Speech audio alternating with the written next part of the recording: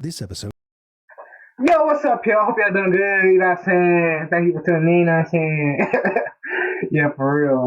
Today we're going to be reacting to True Facts How Camels Conquered the Desert by some random guy. I don't know his name. I didn't really see it. But it's a good looking, I think it's called Z Frank. It's a good looking video. Interesting. Yeah, I like to learn some True Facts about camels. Let's see how they conquered the desert. Everybody knows camels because of deserts. They're heavily used out there. How'd they do it? Sponsored by Imprint. You know when you're driving and you're really low on gas, and that little meter thing is almost at zero, and for a moment you're like, how much farther do you think we could go? Well, that right there is essentially the origin story of the dromedary camel, except not with gas, but with water. Because when their ancestors first reached a desert, one of them, Jake, started heading right into it. And the others were like, there's no water out there, you can't cross that. But Jake said, not with that attitude, you can't, and he just kept on walking. So he died, pretty quick actually, but he inspired a whole bunch more, and they also died. Mainly dehydration, there's no water out there. But there were some others with a lot of patience and a lot less bravado that eventually evolved some incredible adaptations that allowed them to do what Jake, rest his soul, had only dreamed of. Now there was quite a bit to get sorted. If you want to walk a desert, you need the right shoes. The ancestors of camels had hooves like this mouse deer, and that won't do in the sand. It's like stilettos on a beach, Jerry. I said it's like wearing stilettos on a beach. You gotta listen. Anyway, over time, those hooves lost their hooves and transformed into something more suitable. Being an even-toed ungulate, each camel is equipped with 8 camel toes, 2 on each foot. Therefore, in a game of rocks, paper, scissors, the camel always throws scissors. Each pair of camel toes rests upon a pad of fatty tissue, which forms a broad, fleshy sort of dinner plate. And that right there will sit right on top the sand. I mean, it is still sand, so there's soft patches here and there, and you need to make adjustments. And that accounts for their funky ass hindquarters. When you just look at it, you can tell something's off. Looks like they glued a chicken leg on a moose testicle. Exactly, because in not camels like the horse, skin and connective tissue connect the leg parts to the body right above the knee, which is here. On the camel, not so much. Kind of keeps going up, like a wedgie of the hip.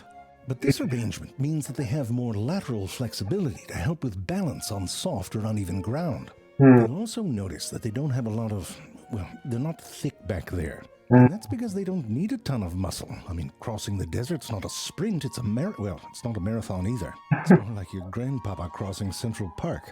Ooh, look, a bench. You want to make it out there, you gotta slow the down, and that means a lot of sitting. I mean, camels treat sitting like it's a contact sport. I mean, I guess it is. But my point is they're wearing the pads for it. Bridget can show you, but just fair warning, she got into some camel nip. Look, you got the knee pads, ankle pads, the toe joint pad, and a freaking chest pad. And with those high hips, they can sit right on top of those pads. Toe joint pad and a freaking chest pad. Oh my god, that's a lot of pads. Whoa. Like pad. There's like pads here, pads here. There's pads even. Wait, there's pads here. There's pads here. What the fuck? Pad. And with those high hips, they can sit right on top those pads like a bunch of well-placed tivas, keeping all your sensitive bits off the hot sand. Then, of course, they have that hump, which is not really a pad. Sure, it might protect you from a falling monkey, but that's less common than you'd think. Some people think that they're filled with water. Ridiculous. No, it's air. That's why you don't wear anything sharp when you're riding them. You puncture the hump and camel just goes skipping across the dunes. Jerry, I know this isn't true. Well, I know they stopped fact-checking, but just what do the science hippies say? Oh, it's fat? Well, that's lame. Apparently, these humps are filled with fat. Yeah. And fat is an excellent way to store energy, but it's also a very good insulator. Works wonders, for example, for seals that live in cold water. But if a camel stored fat throughout its body, it would overheat in the hot sun. So instead, they put it all in a backpack or 2, depending on the species, and you don't have that problem. So when a camel has good energy reserves, that hump is nice and firm, like Grandpapa's tummy. But if it doesn't eat for a while, that hump starts getting a little floppy, like Grandpapa's... No, never mind. But fattening those humps up can be a challenge. There's not a ton to eat in the desert for a vegetarian, and the few plants that do manage to grow look all pissed off with the spikes and the thorns and the negative vibes. And this meant that the camel's mouth parts... I did not think much of this guy. Well, I love the way he's during this video. I just love it, man. It's awesome. To evolve for Oh, battle, their lips became leathery and flexible.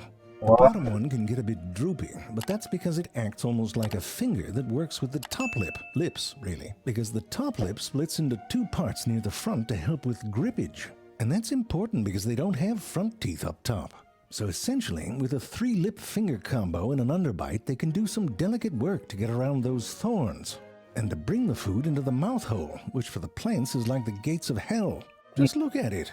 Camel's like, here's some f***ing spikes, you thorny bastard. Because their mouth is lined with these long, rubbery, cone-shaped papillae. Now, these papillae add a layer of protection for the cheeks, but because they're pointed backwards, they also help transport the food in the direction of the exit. But first they have to grind the food up a bit.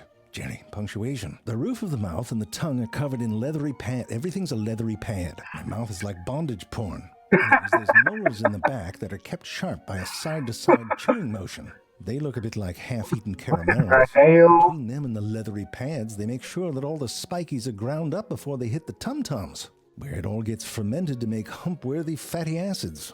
Listen, I wouldn't mind having a hump like a camel do. Are there cacti in the Sahara and the Middle East? Because I thought cacti were only in America and maybe Australia as well. But I don't really associate cactuses or cacti with the Saharan desert or the Middle Eastern desert. And that's where camels come from, I think. So I just don't think it. And I know they can't eat cactus. I know they do eat cactus. I don't like how. Since when did they start doing that? Because cactus doesn't come from where they come from. You know what I mean? But I've heard that obviously there's probably camels in America, but that they've been moving camels to Australia recently because camels are actually very useful out there. So you might see how the camels in Australia in the future. Interesting. So we know where they store the food, but what about all the water? I mean, there's not that many places left on these skinny bastards. I know where it goes in, and they can drink a lot. Goes in, and they can drink a lot of it. 100 liters in 10 minutes if they want to. That's a third of their body weight. We would die dead if we drank just 5% of our body weight. And that's because that water gets absorbed into the blood, and our salty little red blood cells would start pulling in that water, causing them to swell up and then burst. And you don't want that. But camel blood cells are built different. First off, they're oblong. And unlike our cells, they can expand by 240% and still maintain their shape. So by storing water throughout their body, the camel can go 10 to 14 days without drinking anything. But of course, during that time, it's using that water and becoming dehydrated. Now, once again, this would be a challenge for our blood. When they start losing water, our red blood cells change shape. They sort of flatten out and get googey. And this makes it harder for them to flow, and then we die dead. And again, the camel blood cells can lose up to 40% of their water content and still maintain their shape. But maybe the real trick to going so long without drinking is not letting the water you have escape. And camels are like those peoples in the Dune movie, you know, the drug addicts that drink their own pee and aren't allowed to cry. They don't waste a drop. I mean, look at a camel's nose, it doesn't look that special. I mean, it can close all the way, that's something, but inside it's a water conservation machine.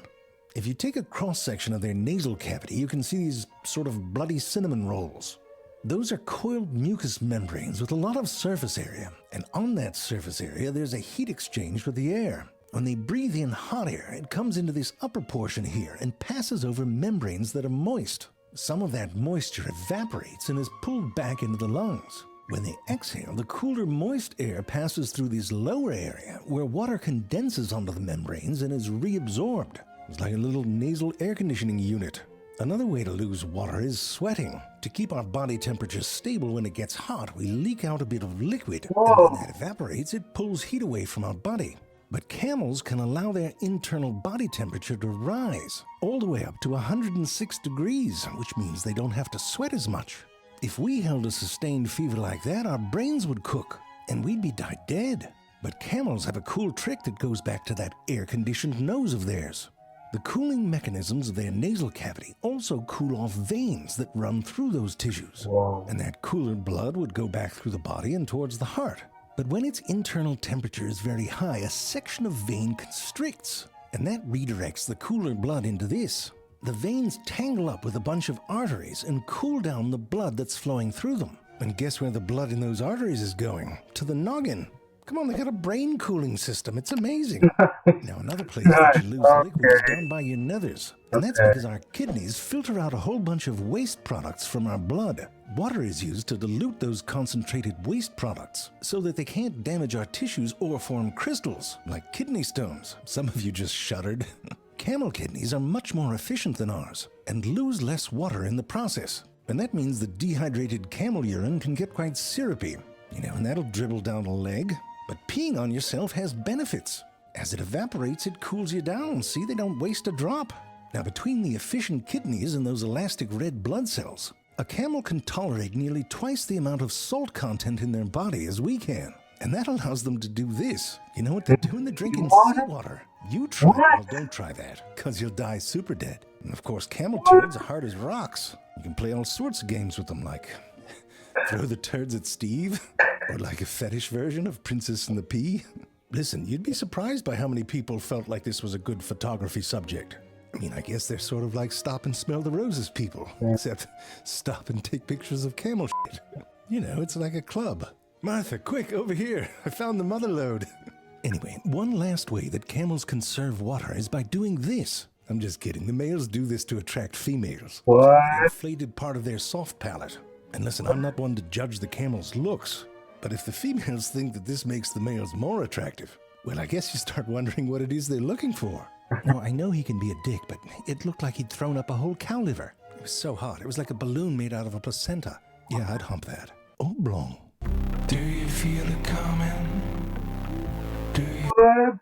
This guy is the weirdest guy ever. This is the first oh my god. This is the first video I'm watching by this guy, and this was an awesome video. Keep going for sure.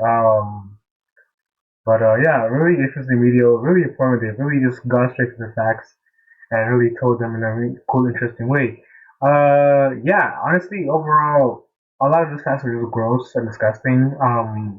Camels are overall just gross and disgusting animals, so they're pretty cool, pretty amazing what they can do, how they can survive in deserts like Sahara is ridiculous. It's crazy how humans can survive there, but we use technology. They just do it naturally, like it's crazy. But yeah, awesome. But overall, a pretty gross animal. So yeah, thank you for watching this video. Hope you enjoyed it. Make sure you take care of yourself, and I'll see y'all in the next one. Peace out.